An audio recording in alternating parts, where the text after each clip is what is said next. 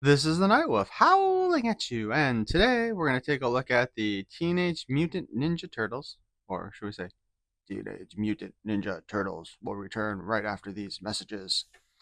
From 1988 remastered Leonardo figure. This will be the third in our line of Ninja Turtle remastered figures, leaving only Donatello for next week, hopefully.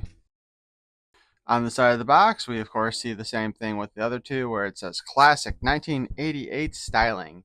Now with 13 points of articulation, bonus weapons, and customizable display base.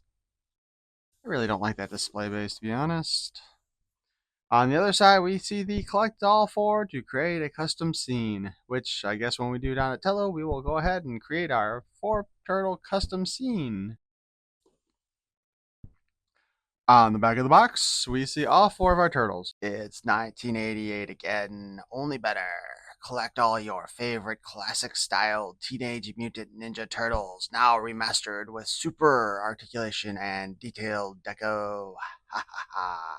Again, I don't think 13 points of articulation really count as super articulation, but it's better than the old ones. Enhanced sculpted details and deco. No, it's just enhanced sculpted details. I guess the enhanced deco is putting like the blue on his swords. 13 points of articulation, aggressively styled signature weapons, customizable battle base. I like that actually, aggressively styled signature weapons. I don't know how I hadn't noticed this previously, but if their version of aggressively styled is molding them in the proper color and painting them, they need some help. Well, let's open this sucker up.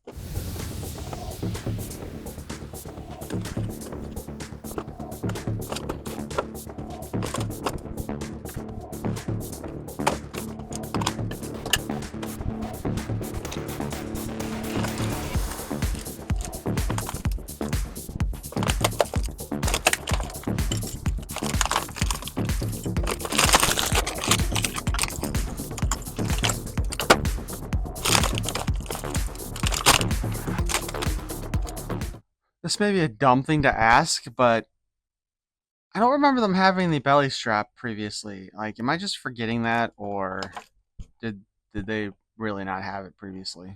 I hate that.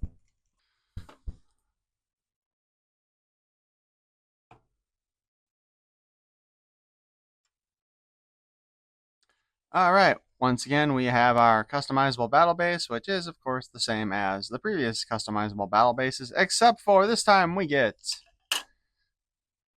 a rectangular pyramid-ish thing, which is supposed to represent some kind of a skylight system, which is really, really tiny. I mean, I've seen the movies. I'm sure you've seen the movies too. This is the sort of thing that's huge enough for somebody to break through. Then we get a really awful looking antenna, which at first I kind of thought it was like the pharmaceutical symbol and then realized it was supposed to be an antenna with lots of wires on it. We can plug that in here if we want, and we just toss that on there because there's no place to actually stick it to stay. This is my one issue really with these things. And actually, I am kind of wondering exactly what the point of this is going to be once we put everything together. Unless, well, no, because you might be able to get 2 of those. I was thinking maybe like all 4 of them could be connected together so that this, like these 4 pegs here, this big old stupid peg would be in the middle. But now that I think about it, I don't think that would work. Because even if you put it around the other way, the peg would be over here. So, well, we'll play around with that a little bit more when we do the Donatello review, or maybe I'll just bring all the 4 turtles together in a separate quick video to do the combination stuff, because, whatever. So let's go over Leonardo's weapons. Once more, we have throwing stars, which look like real stars. Same as the original release back in the 80s.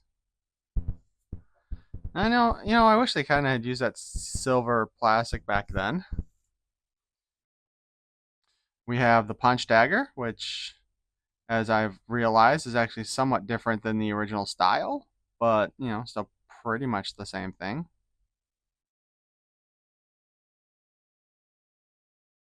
I will say this: the plastic on the new one does feel better than the plastic on the old one because this one has a little more give than this one does. Not a lot, but just enough so that I feel like I could break this one off here really easily, but not so much on this one.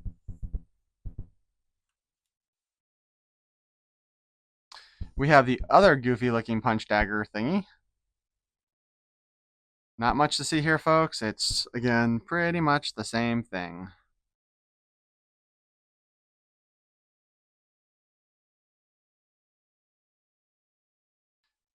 We have this weapon that they decided not to give us back. Nobody said left a comment to say what this is actually called. I mean, if you know, let me know. And then, in regards to that, we get this goofy ass looking thing. Looks like something a Klingon might make if he failed to make a Backlaw. Oh my gosh, I can't remember the name of the Klingon weapon. Shows how long it's been since I've since I've watched Star Trek. But just to go with this for the moment, apparently this is the one that I said was probably the only one dumber than the one that came with Raphael. Oh shoot, I can't even get it into his hand. So I guess you could hold it like this. You can swing it around like this, which doesn't look any better. I guess technically, although I'm not going to take it out, you could carry it this way under the arm, which makes a little bit more sense. Although, let's see. If he goes to swing, okay, yeah, it doesn't hit the ground, so I guess that could be a way to use it. And then, now we will have to take it out.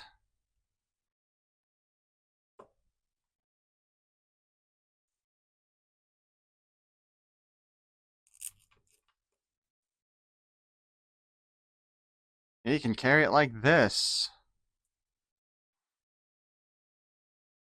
And I am not sure what the point of this weapon is supposed to be.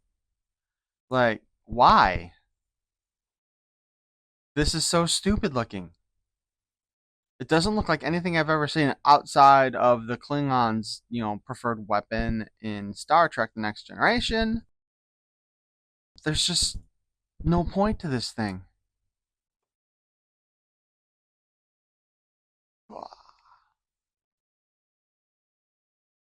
So, get rid of it.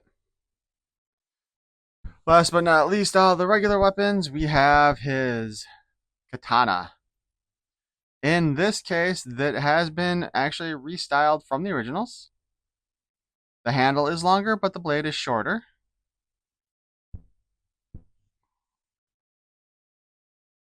If we put them kind of like hilt to hilt, I can't remember what the name of that actually is on a Japanese sword, but hopefully you can see this.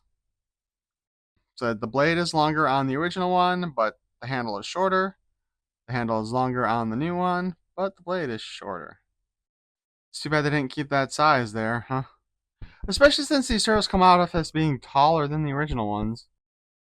But since Leonardo technically isn't using katana, he's using, I believe it's referred to as a ninja toe,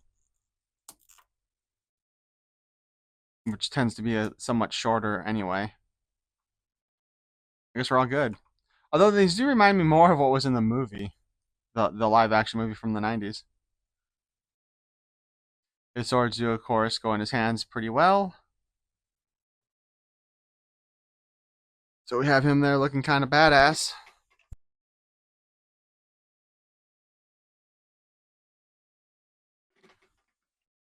What's interesting to note is that Leonardo here has the double-sided smile.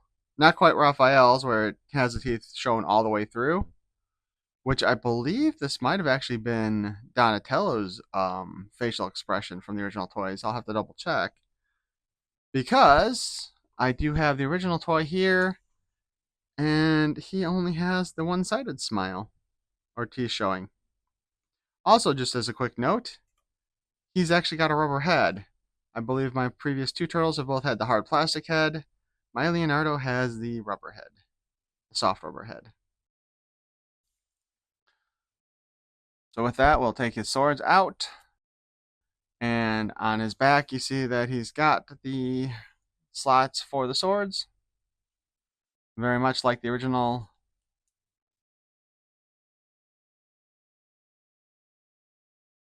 toys from the 80s.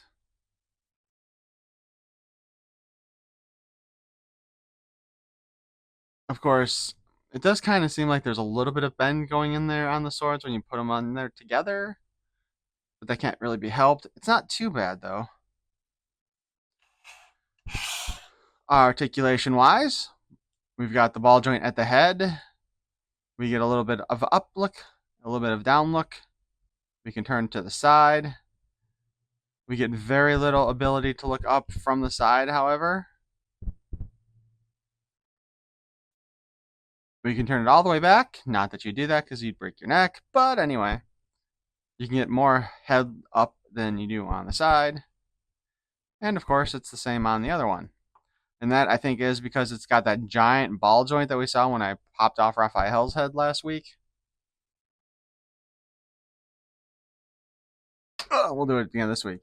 Because it doesn't have like the standard sort of ball joint where you've got a full neck and then a small ball and the head goes right on it.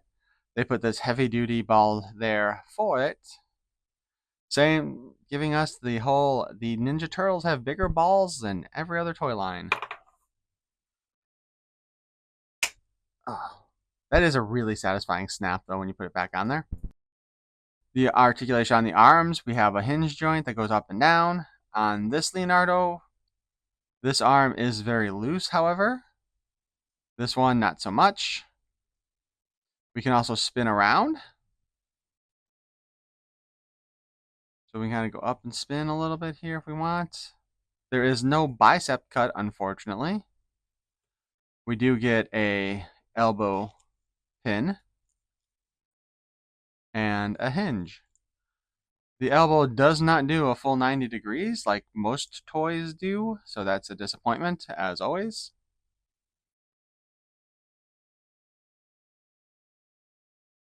You know, actually, one of the weird things is, like, when you turn, because of the way that the hand is shaped here, the arm, or the forearm, it's not even so much like when you're spinning it around like with the other figures, it actually does pull the arm inwards a little bit, so that's kind of weird. And we do have a spin at the wrist, the part that I keep forgetting to mention until I'm like playing with weapons, but I already played with most of the weapons, so, you know, better get it in now. There is no ab crunch, nor is there a waist swivel, because the shell takes up all that, and you would need the shell to be a separate piece in order to get a swivel in there, and they did not do that. We have a hinge on the leg that allows you to go front and back. If you're trying to go straight back, you only get that far. Straight forward. Actually, it's virtually impossible to really go straight forward without the leg kicking out. And of course, there's the hinge. If you want to try to make him do a side kick, you need to pull both hinges sideways and do that. And this kind of looks like my fat 12-year-old self attempting to do a high kick. But yeah, so we've got just a pin for a hinge, and we do have a swivel there at the actual hip. But that's all the articulation we get in there. We don't have like a waist swivel or anything like that, which I think would have been nicer to have that than this setup here. The knees are on a peg and a hinge system, so we can get the bend in the knee. And although it does go a little bit further than Motu knees, I would say, it's still not a 90 degree. But it also pushes forward a little further than standard Motu knees. But we still have a little spin there. And to go along with that one, we do have a boot cut, or I should say ankle cut in this case, where we can spin the foot all around.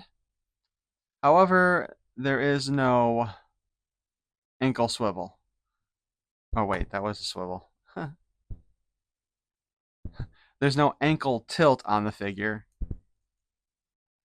and no hinge like our Motu figures have. I think out of all the missing articulation, I think the ankle articulation would have been nicer if they had managed to work in a swivel. Because as weird as it would look, though, if you turn the knee, I think I'd rather have just the swivel at the knee and then have an ankle rocker set up here to help with the posing.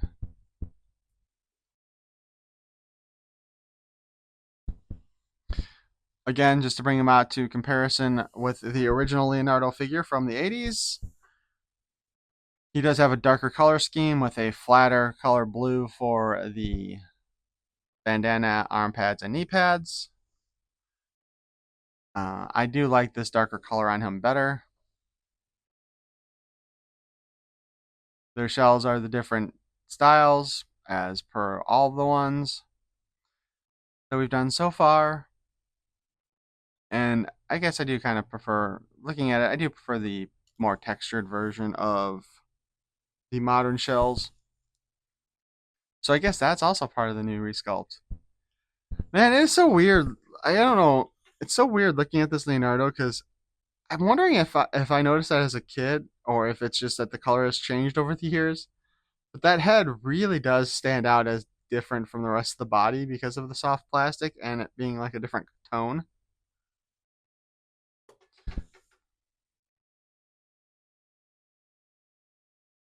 But at least his leg didn't break. Although, weirdly enough, this leg over here, his left leg, like with the Raphael, it's really stiff and I'm afraid to move it.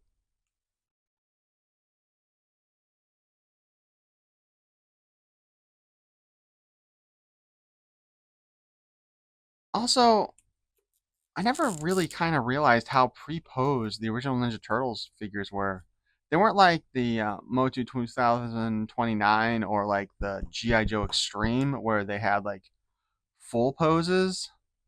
But you can look here and you see how he's just got his toes down and his ankle up. The arms, we just have like the elbow bend there. They don't move much. But yeah, he had a specific foot position in mind here, which is pretty much this way. Which, let's see if we can kind of recreate that with the new one. And of course, we can't fully recreate that with the new one because we don't have a bend in the ankle.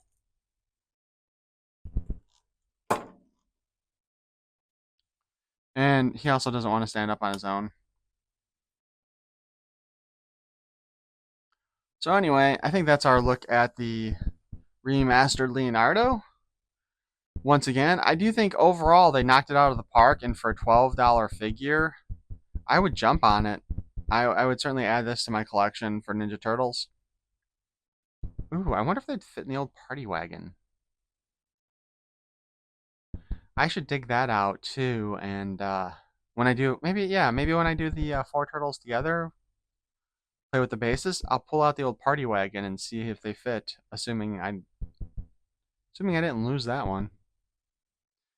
So I hope you enjoyed this review. Please feel free to like, leave comments, and subscribe.